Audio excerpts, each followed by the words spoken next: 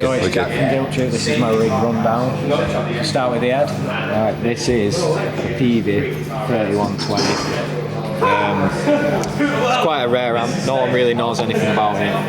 Every time someone asks me about it, they've never seen it before. It's the best amp in the world. Sounds the same way. So I've had this for like 8 years now. I think it was just after the 6505, I'm pretty sure. I remember looking it up and I forgot. But Sam managed to get one last year, so we've got matching ones now. He had a triple rectifier, Messer. Just don't compete with this. Do you want me to play a little tiny bit, or is it? Yeah, go for it. That can be. Yeah. Yep. I mean.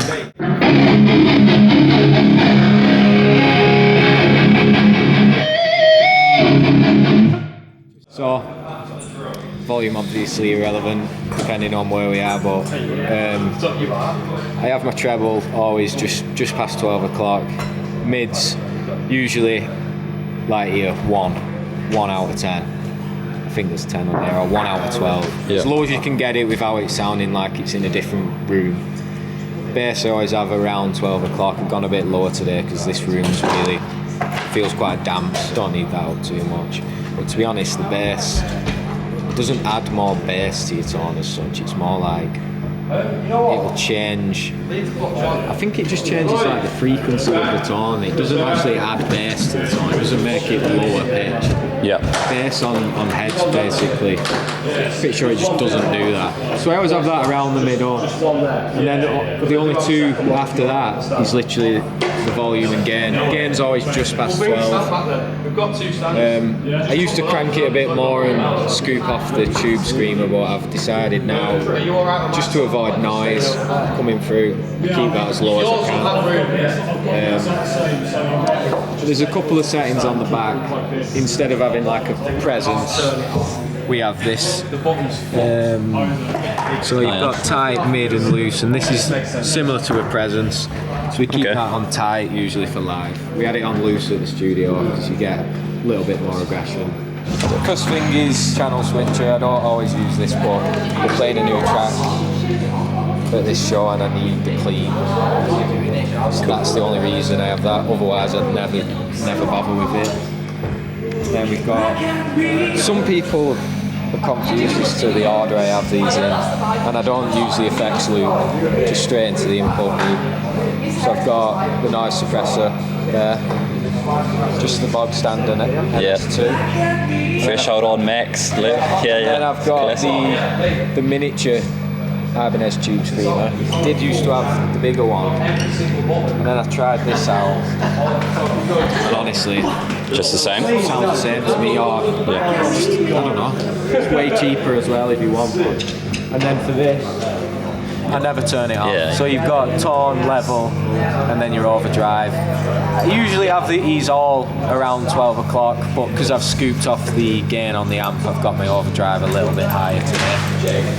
And I tend to go short to short between the gain on that and the gain I use on that. So if like I'm getting a lot of ground noise in a venue, I'll scoop the gain off on the amp and put that one up, and that usually helps a little bit. And then especially the level top right, so I always sit that at 12 o'clock. If you go any lower, you lose a lot of the ring out, and it'll just cut a bit too soon. Too much that the noise suppressor just can't cope with it. Then I have the super chorus just for a couple of sections. Usually switch this on a couple of breakdowns. Just gives it a little bit more character to the breakdowns. To me, it's a bit heavier on the big, slow, chuggy bits. It gives it a bit more character. Cool. And then just the tuner. Sick. TU3, nothing to talk about with that really. And then you got the what's that's just on and off. This is the Crybaby. Oh yeah. So that's the wire I use on two solos. So that's the last thing in the chain. Cool. One thing I'd say about that, if you ever use one, is make sure it's plugged in. For some reason, mine hasn't got the power in, or it cuts all signal. I don't know why. I'm not really that much of a gearhead. It's probably really obvious why. So this is the Jackson soloist. I can't even remember the exact model, but it's a Chinese one. Chrome finish? Yeah, I got this 2 years ago. This was my first Jackson. I've only just started using it again because we shot a new music video and it's got a lot of fire in it, and I thought the reflections of the fire and shit. And then It looks sick in the just video. fell in love with it again. I love Seymour Duncans. These are not Pegasus ones. I can't remember what they are. My other one has Seymour Duncan Pegasus in. I'm not sure what model these ones are. And I've sunk this one right in because then I never use this pickup. So this is Locked off. no, I use works. it. Yeah, Use yeah. it probably 20 dive bombs in the set. Do I have it? And then we do a lot of like the scoops. Do a lot of dive bombs. A lot of dive bombs in the solos and stuff. So yeah, I have to have this active at all times. This never changes. The pickup switcher, it's always there. Sick. I'd love to be able to on the clean section, but when the clean kicks in, I've got to turn the chorus on, change the channel, and then turn that up if it did. And it's all like instant. There's no like gap, so I wouldn't be able to do it. Maybe one day I'll get a MIDI, do it all in one, and then I will probably be able to do stuff with this as well. For me, it's just the less I can have, the better. I just don't like having too much gear. Right. And then the cab's a massive booby, oversized. Yeah, we do like the Marshall flat face ones if we're renting. It's just reliable. But that's my favourite cab. We recorded the new stuff with that. Different version of it, but the same thing. Yeah. That's it. That's my rig rundown.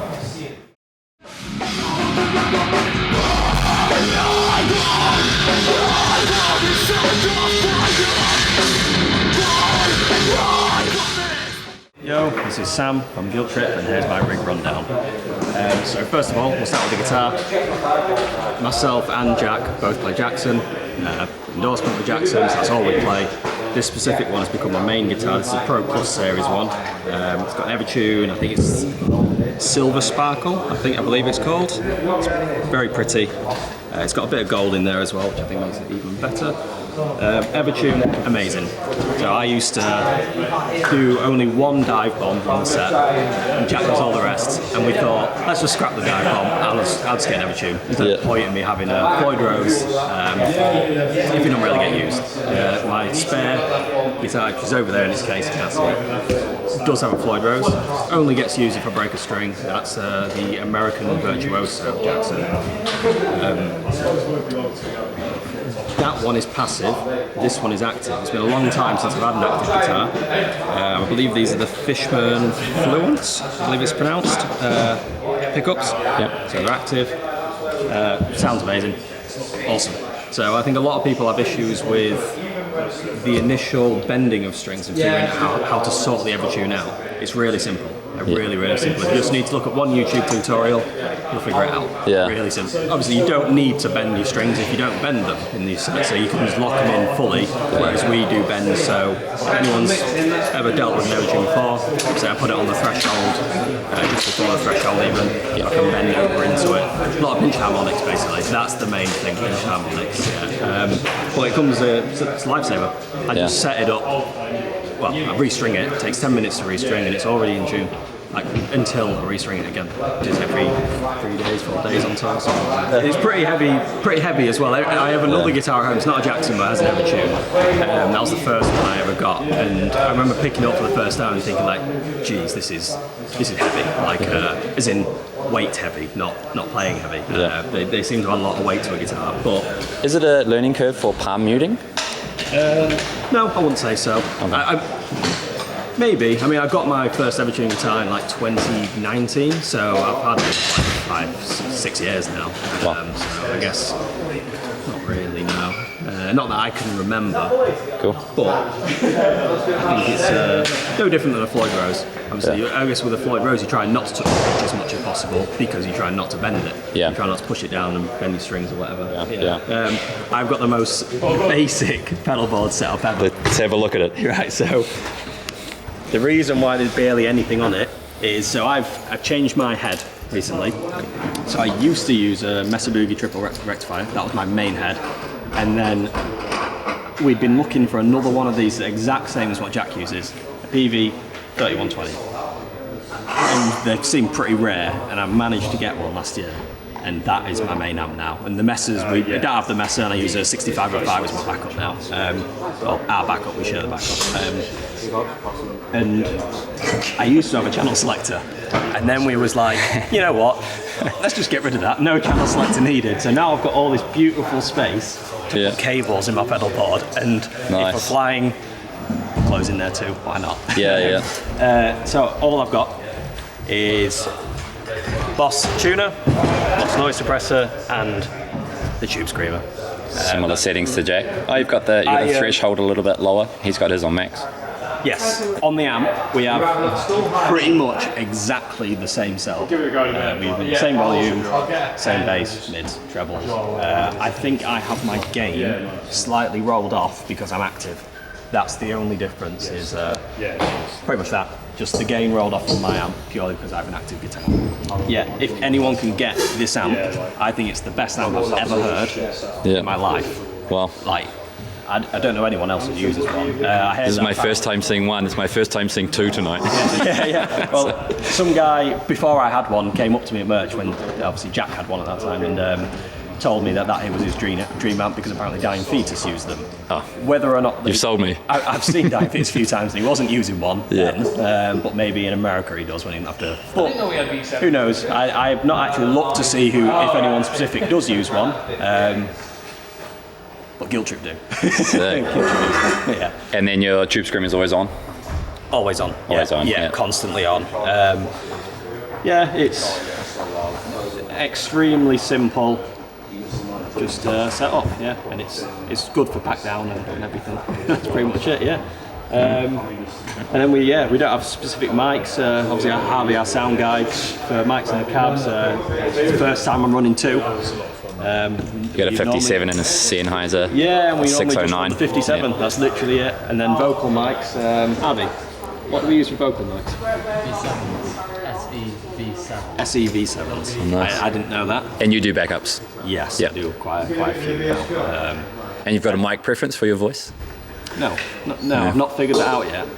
We've not fiddled around with enough for me to have a preference, I guess. I just use what's given to me and then don't come back to it. No matter how it is, it'll always flop down on the stand. And someone will knock it over. I know, I always have to go like that whilst I'm playing and move it. But that's my rig rundown. Thank you. Legend, dude. Cheers, mate. No worries.